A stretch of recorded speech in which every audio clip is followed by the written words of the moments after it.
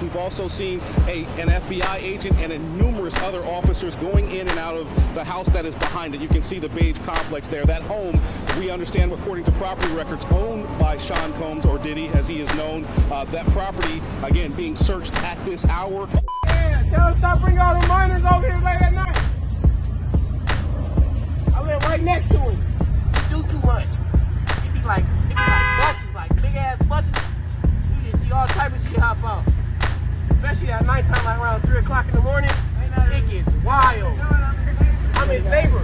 When my basketball go over there, I just let it be because I don't want him out there to go. Especially at nighttime, like around 3 o'clock in the morning. It gets wild. Especially at nighttime, like around 3 o'clock in the morning. It gets wild.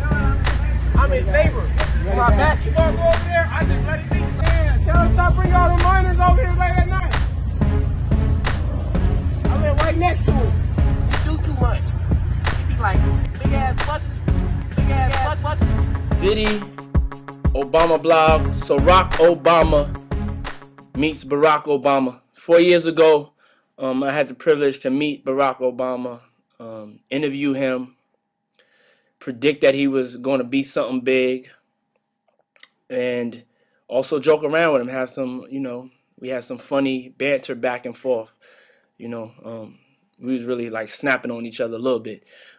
It's some footage that I will always thank God that I have, and I got a chance to meet and talk to this great man. I wanted to share it with y'all. Happy Obama Day, baby. Happy Obama Day. Happy Martin Luther King Day. Your dream is now a reality. Check out this exclusive footage. Barack Obama meets Barack Obama. Peace. Introduce yourself again for me, sir. I'm Barack Obama. I'm the U.S. Senate candidate from the state of Illinois. Okay. And you becoming a black Democratic senator, this is a big deal. This is a big deal. Well, absolutely. We've got 100 U.S. senators from across the country, and right now not one is African American. So part of what we hope to do is to break that barrier, make sure that African Americans, Latinos, more women are included in the process, because the U.S. Senate makes decisions about a lot of stuff, war and peace, what we do with our tax dollars, etc. The reason why I'm bringing up that's a big deal, because it's proof that the voting process can work if minorities and young people get involved. The disenfranchised that don't usually vote can make changes and can change the face of politics. Do you agree? Absolutely. Listen, you're a motivating force for young people all across the country. Your music moves people. You're a trendsetter. But part of what we want to do is to make sure that we're setting a trend in terms of political participation. Music, fashion, all that's important. But people have to also understand that, when our young men and women go to war, somebody's make that decision, and it's typically going to be young people. Whether you work at Mickey D's or you're producing records, your tax dollars are going somewhere. And young people have to be involved in that decision-making process so that their interests are looked after. Now for some questions that the people want to know. You have disenfranchised young voters that feel like their vote doesn't mean anything. Why should I vote? I'm not going to vote. They don't care about me. They don't talk my language. They don't listen to me. Can you tell them why it's important for them to vote this year? Well, this is going to be a critical year. We've still got wars going on overseas. Young people are the people who get sent to war. It's not old people that get sent to war. You've got a situation right now where a lot of our young people can't afford to go to college because they don't have money. Well, that money is being spent on things that aren't as useful to our society, but would help young brothers and sisters all across the country. And so the decision-making process is one that young people have to be involved in. And part of it is also that it's a way of asserting your power. You don't want to give away your power any more than you want to give away your money. You wouldn't give away your money to anybody that just walked down the street, but when you give away your vote, you're giving away a little bit of power that you have to influence the things that you see around you. One of the biggest things I get is that young people, they feel like things aren't getting better. all this talk, all these speeches, all these conventions, all these parties, it all sounds good, but it's not affecting me. It's not going to affect my life. Minorities living in the inner cities, Watts, south side of Chicago, Detroit, New York, Brooklyn, Queens, you know, Miami, Opelika, you know, the hoods all around the world feel like things aren't changed for them. Puff, you keep on telling me you blue in the face, Puff, you blinging. You know, you living in the Hamptons, we don't want to hear that, and this and that. I feel you. So what could you say to those disenfranchised young brothers and sisters that really need the help, that need a change, and that are hitting me with this, and I'm here to try to get some answers for them? Well, listen, things aren't going to change overnight, and folks are still going to have to be responsible for themselves. So it's going to be important for our young brothers and our young sisters to get an education where they can, to focus and discipline on their dreams and how they move them forward.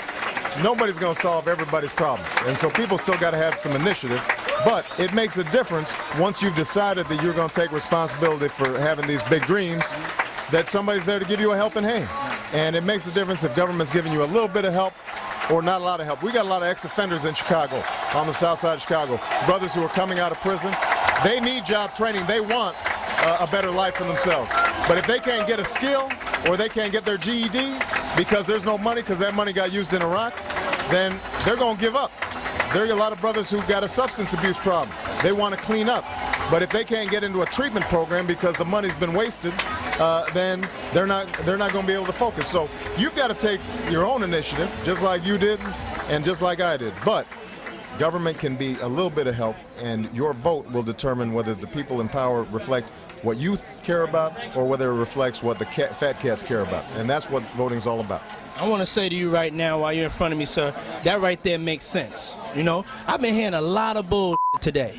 I have been disenfranchised all day because I'm asking questions. They not answering my questions. This is how young people feel. When you want to be the president of the United States, you call your man, call MTV. We're going to give you a platform. We're going to give you a way to speak because you on to something, kid. Well, you on to something. You making sense to me. You got me. I am franchised.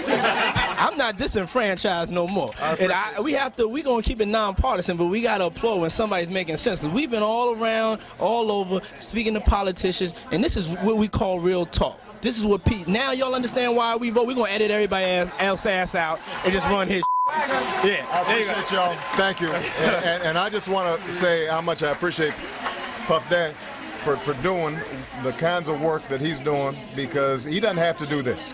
But this is part of what is important about giving back. And all of us have something to make a contribution. There are a lot of brothers and sisters out there who are doing well, but aren't thinking about the folks left behind.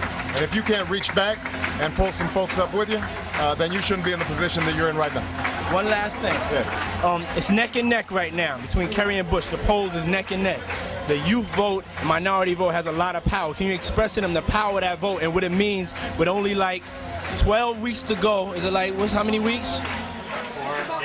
about 9, 8, 9. Okay, it's around 12. Around 12. Right, yeah. Okay. Don't listen to these. Yeah. That's right. That's why I like you. Around 12 weeks to go. 12 weeks to go. Make them understand the power they vote. What it means right now for it to be neck and neck, and the power they have in their vote right now. Well, some people just got to remember what happened in Florida. You know, George Bush won the presidency. He thinks. Based on just a tiny margin of votes. If a few thousand people more vote in Florida, you've got an entirely different direction of the country. We probably don't go into a war in Iraq. We're probably spending more money on schools, more money on job training, more money on programs for ex-offenders. All that stuff makes a difference. You folks can make a difference right now. And like I said, don't let people overpromise what you can do through politics. It's not going to solve the problems of the entire world, but it makes a little bit of difference, and it doesn't take that much effort. You get registered, you vote, that takes about 15 minutes. And if you can't spend 15 minutes on deciding what your community is going to look like and what your country is going to look like, then you don't have any cause to complain. He making sense. That's what we need. We need people to make sense. We applaud you, and I want to apologize for not sweating, but I do this so much. I'm so cool. I just want y'all to see everybody I'm interviewing is sweating. I'm not even touching my brow. I'm so cool, and I want to apologize. I ain't trying to make you look bad or nothing like that, but I'm just so cool.